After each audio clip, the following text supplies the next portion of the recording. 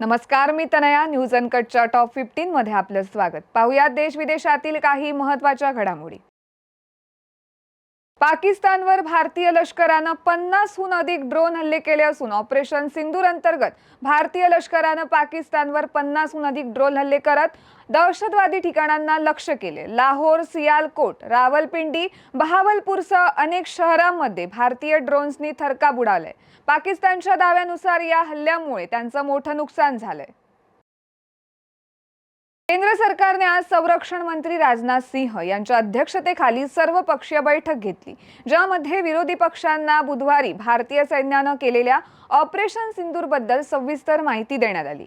या बैठकीला लोकसभेतील विरोधी पक्षनेते राहुल गांधी, काँग्रेस अध्यक्ष मल्लिकार्जुन खरगे यांच्यासह विविध पक्षांचे नेते उपस्थित होते. यावेळी ऑपरेशन सिंदूरमध्ये किमान 100हून अधिक दहशतवादी मारले गेल्याचे राजनाथ सिंह यांनी सर्वपक्षीय बैठकीत सांगितले. माझी भूमिका अशी आहे की मी दोघांशीही जुळून घेतो. मी दोघांनाही चांगले ओळखतो आणि मला त्यांची चांगली कामगिरी पाहायची आहे. मला ते थांबताना पाहायचे आहेत आणि आशा आहे की ते आता थांबतील. तसेच जर मी मदत करण्यासाठी काही करू शकलो तर मी तिथे असेन तर नक्कीच मी मदत करेन, असे अमेरिकेचे अध्यक्ष डोनाल्ड ट्रम्प म्हणाले. ऑपरेशन सिंदूर राबवून भारतीय लष्करानं पाकिस्तानला पाणी पाजलंय. पाकिस्तानी नागरिक भारताच्या ऑपरेशन सिंदूरचं कौतुक करताना दिसतात. त्यांनी स्वतःच्याच देशावर टीका केली आहे. भारतानं पाकिस्तानवर मिसाईल डागलंय, परंतु एकही मिसाईल पाकिस्तान रोखू शकले नाहीये, अशी खदखद पाकिस्तानी जनता व्यक्त करताना दिसतीये. याचाच एक व्हिडिओ सोशल मीडियावर सध्या व्हायरल होतोय. भारत इराण संयुक्त आयोगाच्या बैठकीसाठी इराणचे परराष्ट्र मंत्री सय्यद अब्बास अरगची नवी दिल्लीत पोहोचलेत. मैत्री कराराच्या 75व्या वर्धापन दिनानिमित्त द्विपक्षीय सहकार्याचा आढावा घेण्याची आणि ते वाढवण्याची ही भारतासाठी संधी आहे. 22 एप्रिलला पहलगाम येथे झालेल्या दहशतवादी हल्ल्याचा तीव्र निषेध करत फ्रान्सने भारताशी ऐक्य व्यक्त केलंय. फ्रान्सने भारताच्या दहशतवादाविरुद्धच्या लढ्याला आपला पाठिंबा दिलाय, असं फ्रान्सचे परराष्ट्र मंत्री म्हणाले. परराष्ट्र मंत्री डॉक्टर एस जयशंकर यांची सौदी अरेबियाच्या परराष्ट्र राज्यमंत्र्यांसोबत बैठक पार पडली असून बैठकीत भारतानं दहशतवादाविरोधात ठाम भूमिका घेण्याच्या दृष्टिकोनाची मांडणी केली, असे परराष्ट्र मंत्री डॉक्टर एस के जयशंकर म्हणाले. दक्षिण कोरियाच्या लष्कराच्या म्हणण्यानुसार उत्तर कोरियानं पूर्व किनाऱ्यावरून अनेक कमी पल्ल्याच्या क्षेपणास्त्रांचा मारा केलाय. दक्षिण कोरिया या प्रक्षेपणाबद्दल माहिती सामायिक करण्यासाठी अमेरिका आणि जपानशी जवळून संपर्क साधतंय. जगातील 3ऱ्या क्रमांकाचा आणि मेनामधील सर्वात मोठा सायबर सुरक्षा कार्यक्रम GISEC ग्लोबलचा 14वा आवृत्तीचा कार्यक्रम दुबई वर्ल्ड ट्रेड सेंटर येथे दुसऱ्या दिवशीही सुरू राहिलाय, ज्यामध्ये मजबूत आंतरराष्ट्रीय सहभाग आणि भारताचा उल्लेखनीय प्रतिनिधित्व होतीये. दुबई बंदरे आणि सीमा सुरक्षा परिषदेचे अध्यक्ष शेख मंसूर बिन मोहम्मद बिन रशीद अल मक्तूम यांच्या हस्ते उद्घाटन करण्यात आलेला हा 3 दिवसांचा कार्यक्रम आहे. रशियानं घोषित केलेला 3 दिवसांचा युद्धविराम आज सकाळी लागू झालाय. युक्रेनच्या प्रमुख शहरावरील आकाश रात्रीपासून शांत होतं, परंतु रशियन ड्रोन आणि बॅलिस्टिक क्षेपणास्त्रांनी केलेल्या जोरदार हल्ल्यांपासून ते पूर्णपणे वेगळं झाले.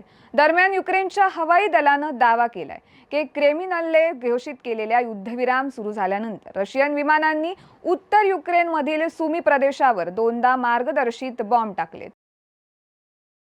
जागतिक बँक समूहाने पुढील 3 वर्षांत श्रीलंकेत रोजगार निर्मितीला चालना देण्यासाठी आणि खासगी क्षेत्राच्या वाढीला चालना देण्यासाठी $1 अब्ज समर्थन पॅकेज जाहीर केले.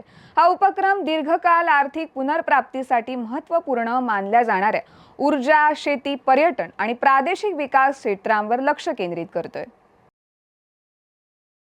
उत्तराखंडमध्ये आज सकाळी उत्तरकाशी जिल्ह्यातील गंगनाणीजवळ हेलिकॉप्टर कोसळून 6 यात्रेकरूंचा मृत्यू झालाय. खासगी कंपनीचे हेलिकॉप्टर डेहराडूनमधील सहस्त्रधारा हेलिपॅडवरून खरसाली हेलिपॅडवर जात असताना हा अपघात झालाय. यात पायलटसह एकूण 60 जण होते. मुख्यमंत्री पुष्कर सिंह धामी यांनी अपघाताबाबत दुःख व्यक्त केले आणि घटनेच्या चौकशीचे आदेश दिले आहेत. आज जागतिक रेड क्रॉस दिन त्याचे संस्थापक जीन हेन्री ड्युनंट यांच्या 197व्या जयंतीनिमित्त साजरा केला जातोय। या वर्षीची थीम मानवतेला जिवंत ठेवणे आहे, जे इतरांचे दुःख कमी करण्यासाठी आणि त्यांच्या अंतर्निहित मानवी प्रतिष्ठेचे रक्षण करण्यासाठी आपला वेळ आणि कधी-कधी आपले जीवन देतात। त्यांना साजरे करण्याचे आव्हान नागालँडमध्ये जिल्ह्यांमध्ये रेड क्रॉस स्वयंसेवकांकडून अनेक कार्यक्रमांचे आयोजन केले जाते। दक्षिण आशियाई football federation under 19 football championship 2025 उद्या अरुणाचल प्रदेशातील पापुम पारे जिल्ह्यातील यूपिया येथे सुरू होतीये। या स्पर्धेत 6 देश सहभागी होत आहेत। गट अ मध्ये बांगलादेश, भूतान आणि मालदीव यांचा समावेश आहे, तर गट ब मध्ये भारत, श्रीलंका आणि नेपाळ यांचा समावेश आहे। उद्घाटन सामना भारत आणि श्रीलंका यांच्यात उद्या संध्याकाळी 7:30 वाजता यूपिया येथील गोल्डन ज्युबिली स्टेडियमवर खेळला जाणार आहे। या चॅम्पियनशिपचा समारोप 18 मे रोजी होणार आहे। खेलो इंडिया युथ गेम्स मध्ये महाराष्ट्रानं 17 सुवर्ण पदकांसह 47 पदकांसह पदतालिकेत अव्वल स्थान मिळवले। राज्यानं 14 रौप्य आणि 14 कांस्य पदकांची भर घातली आहे।